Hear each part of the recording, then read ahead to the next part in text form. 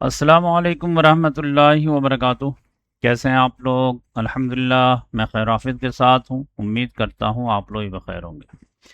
आलमी हालात हाज़िरा, America, Iran, Israel, Lebanon, Russia, Ukraine, India, Pakistan, Bangladesh, China, पूरी दुनिया की खबर लेकर के हाजिर हुआ हूँ। उम्मीद है बगौर समात फरमाएंगे। ईरान अमेरिका में नई तलखी हो गई है और कल ईरान ने हमला किया था कार्गो शिप पे। आज अमेरिका ने ईरान पे हमला कर दिया है।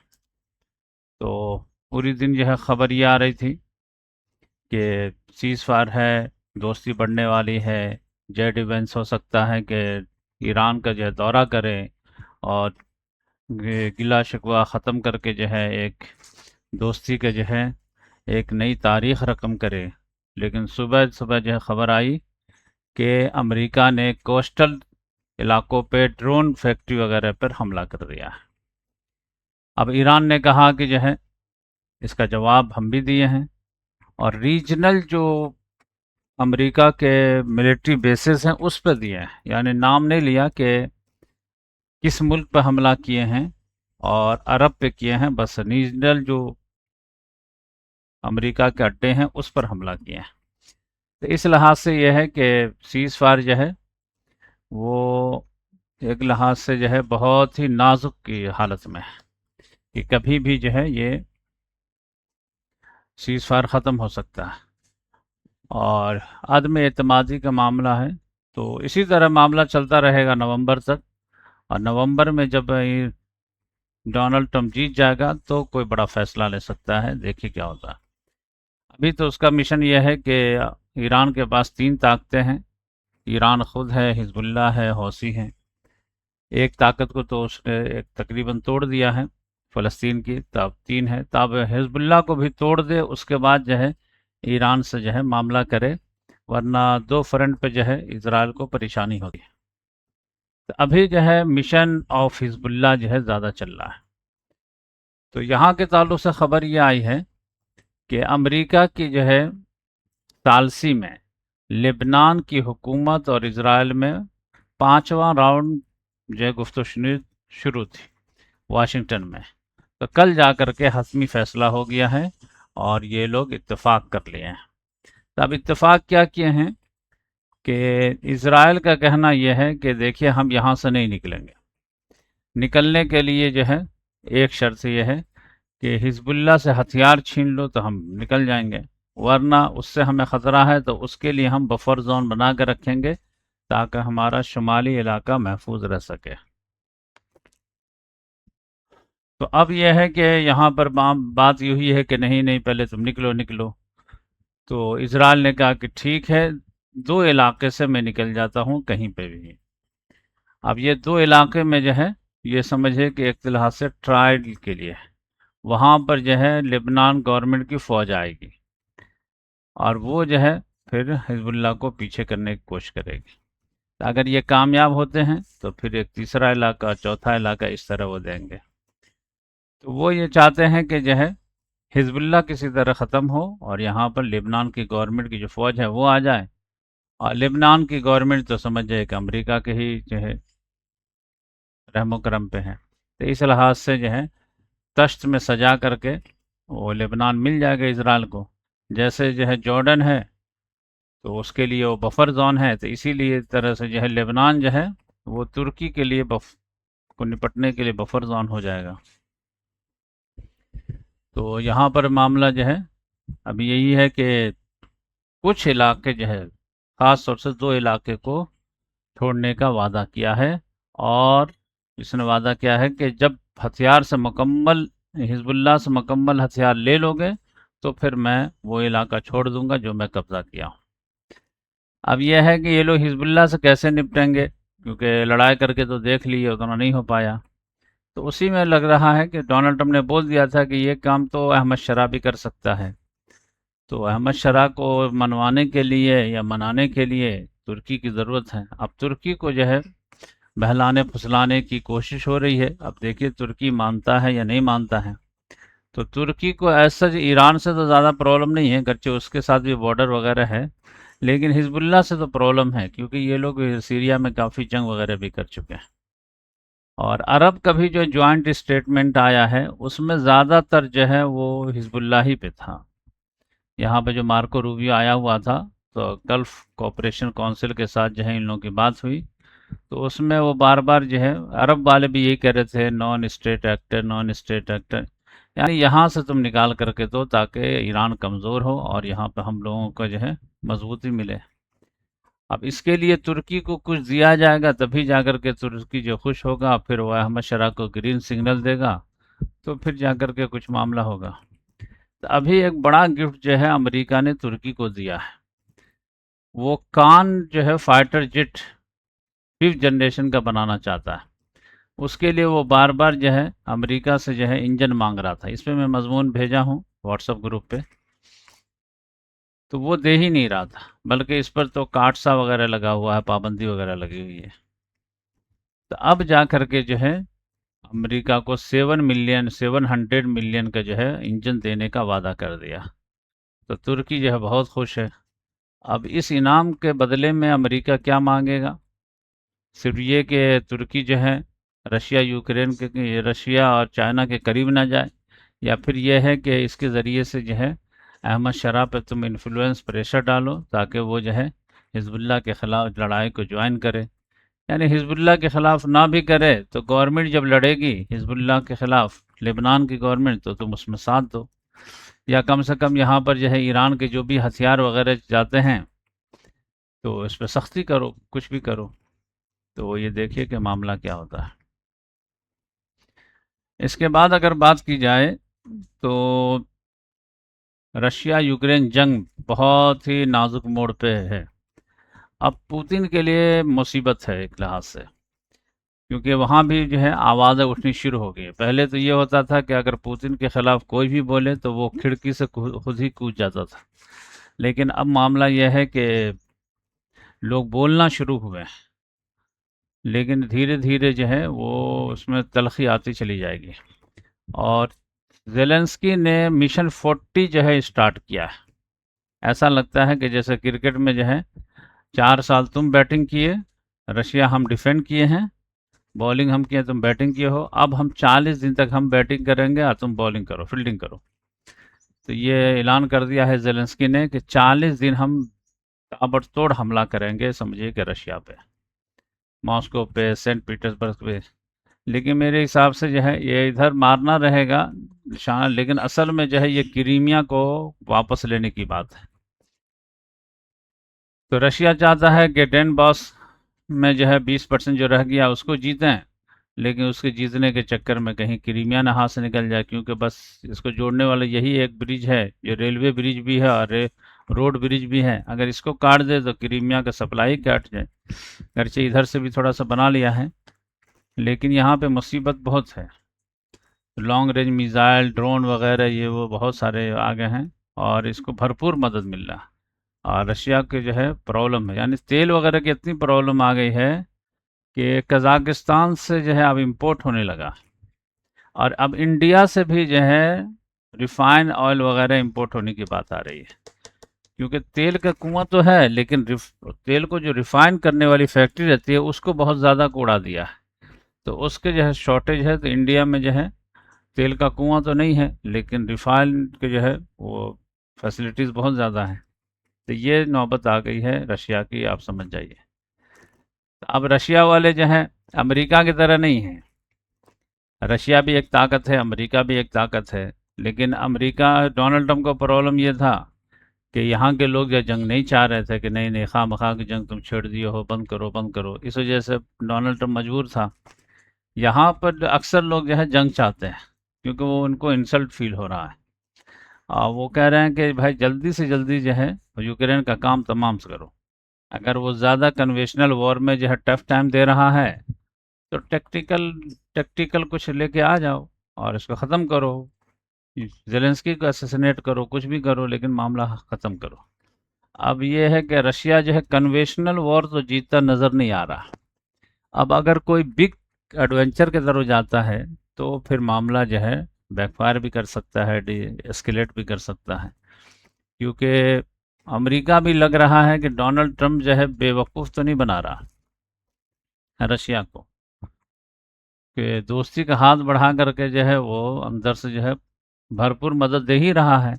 बस ये है कि पहले हथियार फ्री में देता था, अब कहता है कि हथियार तो देंगे लेकिन उसका पैसा लेंगे।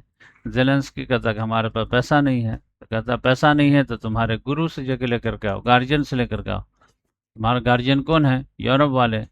तो यूरोप वालों से लेकर के आओ, जर्मनी के पास बहुत पैसा है, फ्रांस के पास है, यूके के पास है, लेगा वहाँ से, तुमको हथियार मिलेंगे क्या है। तो इस लिहाज से जो है ये, क्योंकि डोनाल्ड ट्रंप भी जो है बार बार G2 करता रहता है कि मैं और चाइना, मैं और चाइना। तो अब चाइना को जो है ऑफर दिया होगा कि अगर हम तुम दोस्ती करना चाहते हो तो बीच में जो है इंडिया को भी निकालो और जो है रशिया को भी निकालो, और हम तुम दोनों जो है बन के रहो। हम इधर जो है यूरोप को जो है साइड करते हैं और तुम जो है रशिया को साइड करो, और फिर जो है दोनों जो है पूरी दुनिया पे जो है राज करते हैं मिल बांट करके। तो देखिए कि मामला क्या होता है। इसके बाद अगर बात की जाए तो वेनेजुएला में जो है अमवात की तादाद जो है 1000 के करीब पहुंचने वाली है। यहाँ पर इजराइल में बेंजामिन नेतन्याहू के लिए मुसीबत है, क्योंकि अक्टूबर के महीने में इलेक्शन है और जितने भी सर्वे आ रहे हैं सब में जो है पुतिन की हार, इसकी जो है बेंजामिन नेतन्याहू की हार दिखाई जा रही है। घरचे जो है उसकी पार्टी को जो है सबसे ज़्यादा वोट मिल रहे हैं, सबसे ज़्यादा सीट भी वहाँ पे 120 सीट के कैंडिडेट हैं, और कभी भी यहाँ पर जो है कोई पार्टी को मेजोरिटी नहीं मिलती है, यहाँ पे कोalition ही हुकूमत रहती है। तो इसकी जो लिक्विड पार्टी है उसको ज़्यादा से ज़्यादा जो है 23 सीट मिल रहे हैं, लेकिन आइसन कोट जो है आर्मी चीफ जो था उसकी पार्टी को जो है 20 के करीब मिल रहे हैं। यार लापिड और नफ्ताली बेनेट की पार्टी जो दोनों अभी मर्ज हो गया, टुगेदर पार्टी बनाया है, उसको जो है 17-18 ही मिल रहा है, जबकि लग रहा था कि ये हारेगा तो ये जीतेगा, लेकिन बीच में ये कवाब में हड्डी बन गया। तो इस वजह से जो है जितने भी सर्वे आ रहे हैं सब में बेंजामिन नेतन्याहू उसकी पार्टी को जो है मतलब अलायंसेस को भी जो है 52-53 से ज़्यादा नहीं दिखा रहे हैं, गर्चे मेजोरिटी के लिए 61 चाहिए। तो ये जो राइट विंग की पार्टी है इसको 52-53 है, 50 प्लस है समझ जाइए। अपोजिशन वाले को 56-58 है समझ जाइए। तो मेजोरिटी तो किसी को नहीं मिल रही है, लेकिन 8-10 सीटें जो रहती हैं वो अरब पार्टियों की रहती है। तो अरब पार्टी वाले किधर जाएंगे, इधर जाएंगे या इधर जाएंगे, तो ज़्यादा चांस है कि वो इधर ही जाएंगे। तो इसकी वजह से जो है बेंजामिन नेतन्याहू को प्रॉब्लम है कि हमारा जाना तय है, और अगर उसका जाना तय हो जाए तो उसके ऊपर करप्शन के चार्जेस वगैरह बहुत है, केसेस वगैरह बहुत हैं, तो उसके लिए फैसला करना भी मुश्किल हो रहा, क्योंकि डोनाल्ड ट्रंप पूरी ताकत लगा रहा कि किसी तरह इसको माफ़ कर दो, और वहाँ के सदर से बार बार रिक्वेस्ट करता है कि भाई इसको माफ़ करो। अब वो सदर कहते हैं कि ठीक है हम माफ़ भी कर देंगे, लेकिन पहले ये गलती तस्लीम करें कि हाँ हमसे गलती हुई, क्योंकि गलती ही जब तस्लीम नहीं करेगा तो हम माफ़ कैसे करेंगे, वो कहेगा हम गलती किए ही नहीं है, तो फिर माफ़ करने की क्या बात होगी। तो पहले तो ये है कि वो तस्लीम करे कि मैं मुझसे गलती हुई। दूसरे नंबर पर यह है कि वो बोले कि अब मैं जो है एक्टिव पॉलिटिक्स से मैं रिज़ाइन करता हूँ, और अब मैं घर में बैठूंगा तो तुम लोग उठा करके जेल में मत डाल देना, तो फिर हम लोग माफ़ कर देंगे कि ठीक है घर में बैठे रहो भाई। तो अब यह है कि जेल जाने से बचने से जो है एक ही तरीका है कि वो जा कर के एक्टिव पॉलिटिक्स से बैठ जाए, लेकिन उसको हवस भी है, इक़्तिदार के जो है चस्का भी लगा हुआ है। तो अब वो रिस्क लेता है या नहीं लेता है, देखिए क्या बात होती है। इसके बाद जो है अगर बात की जाए तो इंडिया पाकिस्तान के कल मैं बताया था आप लोगों को, अब जो है इंडिया और बांग्लादेश का भी मामला आ गया है। यहाँ पे जो तारिकुर रहमान साहब जो अभी जीते थे, खालदा जिया साहब के बेटे थे, तो आम तौर से जो है ये जितने भी इंडिया के पड़ोसी रहते हैं, नेपाल है, भूटान है, बांग्लादेश है, श्रीलंका, जो मालदीव वगैरह जितने छोटे छोटे हैं, ये सब जीतने के बाद जो है इंडिया का फर्स्ट दौरा करते हैं। लेकिन इस बार जो बांग्लादेश ने जो है मलेशिया का दौरा किया पहले नंबर पे, और फिर वहीं से जो है चाइना चला गया। तो अब ये मलेशिया तो मेरे हिसाब से सिर्फ जो है गुस्सा कम करने के लिए इंडिया का जो है कि देखिए हम जो है आपके बजाय जो है चाइना डायरेक्ट नहीं गए हैं, पहले हम मलेशिया गए हैं, उसके बाद उधर गए, वरना सीधे सीधे देखा जाए तो वो इंडिया के बजाय जो है चाइना गया। मलेशिया में अनवर इब्राहिम से बात हुई, तारिक रहमान की, कि हमारे यहाँ से जो मज़दूर वगैरह आते हैं उनके ताल्लुक से जो थोड़ा सा जो है पॉलिसी वगैरह नरम कीजिए और उनकी फैसिलिटी वगैरह ये सारी चीज़ें, और भी कुछ बातें वगैरह हुई। लेकिन असल मामला जो था वो चाइना था, लेकिन वो समझे कि इंडिया को थोड़ा सा नरम करने के लिए पहले मलेशिया का दौरा कर लिया। चाइना में जा कर के जो है काफ़ी 13 के करीब एमयू साइन हुई है। शी जिनपिंग से भी मुलाकात हुई है, ली चियांग वहाँ के प्राइम मिनिस्टर से भी मुलाकात हुई है, और तीस्ता रिवर के ताल्लुक से भी बात हुई है, और जो है पोर्ट के ताल्लुक से भी बात हुई है। ऐसा पोर्ट वगैरह जहाँ पर समझ जाइए कि इकोनॉमिक जोन बनना था इंडिया के लिए, बात हो रही थी, वहाँ पर जो है चाइना की कंपनी को जो है ऑफर दिया गया। तो ये जो है बड़ी मुसीबत है कि अगर बे ऑफ बंगाल के करीब अगर जो है चाइना पोर्ट वगैरह बना लेता है, तो पोर्ट के नाम पर वो जो है उसकी कंपनी क्या क्या बना देगी, फौजी अड्डे बना देगी, क्या बना देगी, तो फिर कितनी मुसीबत हो जाएगी। इधर पाकिस्तान जो है दुश्मनी पे है, इधर ये समझे कि ईरान से जो इजराइल की वजह से दुश्मनी है, इधर जो है बांग्लादेश में जो है अगर चाइना का हो जाए, इधर जो श्रीलंका में जो है चाइना है, इधर मालदीव भी है, तो फिर बहुत ज़्यादा जो है मुसीबत हो जाएगी।